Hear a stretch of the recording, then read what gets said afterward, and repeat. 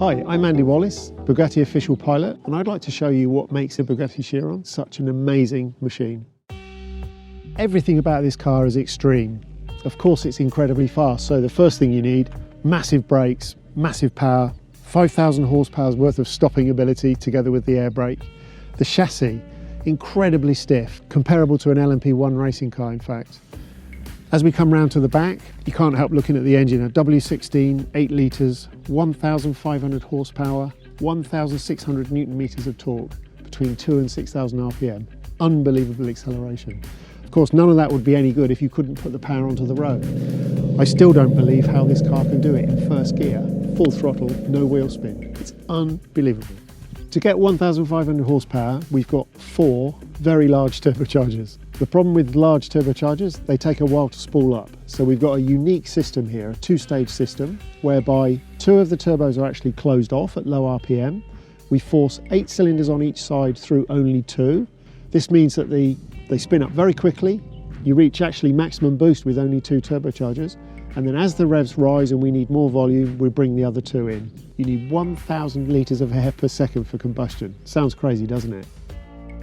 The forces acting on this wheel when the car's at top speed, 420 kilometres an hour, from the centre line, by the time you get to the valve, this cap is subjected to 3,000 times gravity. So you can see it weighs absolutely nothing, 2.5 grams. That's 7.5 kilos at maximum speed. Then the pressure and temperature sensor, it's 44 grams. That's 131 kilos at maximum speed. That's almost 2 of me.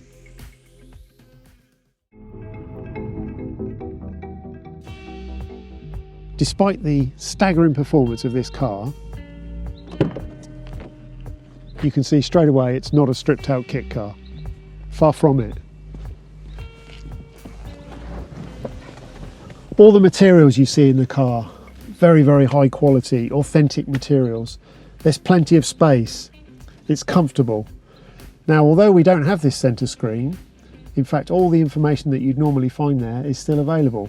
Navigation, reversing camera is there, tacho, power meter. In the center, you have this almost a jewel of a speedo reading all the way up to 500 kilometers an hour, which is always quite amusing.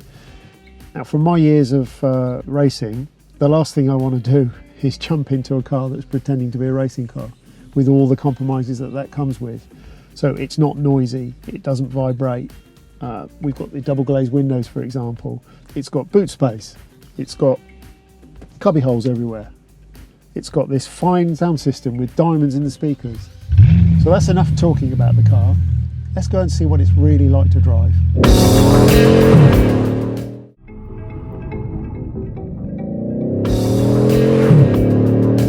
What you notice straight away as you drive the car, you pull away, it's incredibly normal. What does that actually mean? Well, you know, you're climbing into a supercar. You would think it would be a little bit more difficult to get moving or just to get comfortable, but straight away you feel really, really comfortable in the car. There are 3 normal modes plus the top speed mode. So if I run you through these modes, EB is the standard mode, the automatic mode. You can drive like that all day long, from 0 up to 380. But when you reach 180, it would then automatically go to the Autobahn mode without you doing anything. So at this point, the car will drop the ride height, brake the car. It in fact goes down 20 millimeters at the front, 1 at the back. Suspension will be stiffer, steering program stiffer, and the wing will deploy to 10 degrees. So now we are in the Autobahn mode at all times, regardless of speed. Now what that does, of course, is drop the center of gravity. It also gives you more downforce, more stability, and it sharpens up the reaction of the controls. And also, if that's not enough, you can select the handling mode, where you get more downforce, more stability, and you can do this.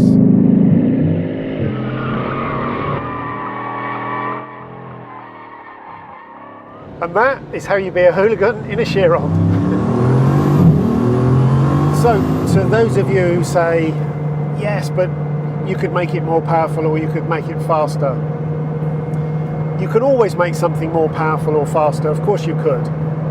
But to build a real production car that's incredibly easy to drive is the difficulty.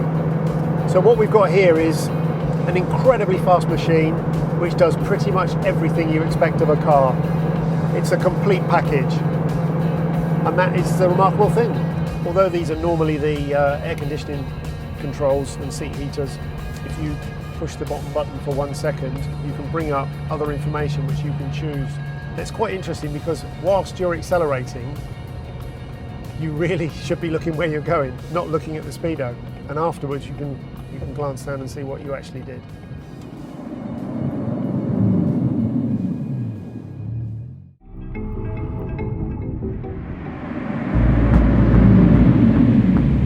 So, you want to do a launch control. Well, fortunately in the Chiron it's pretty easy. Pedal pressure on with your left foot on the brake, push the button, and there we go.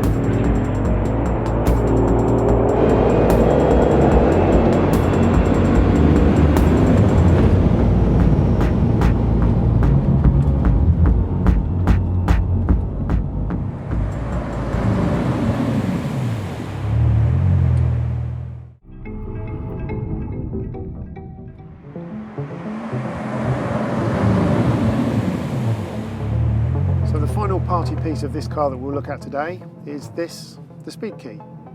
So if 380 is not fast enough for you, using this key you can lift that limit up to 420, and it's very easy to do.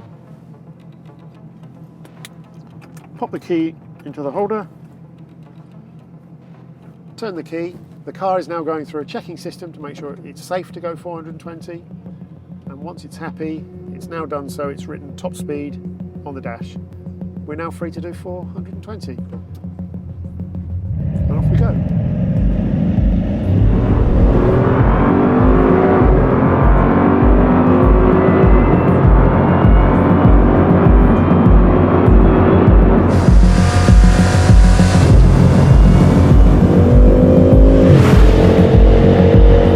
Gentle touch on the brake pedal, and all of that speed is just bled away as if it wasn't there.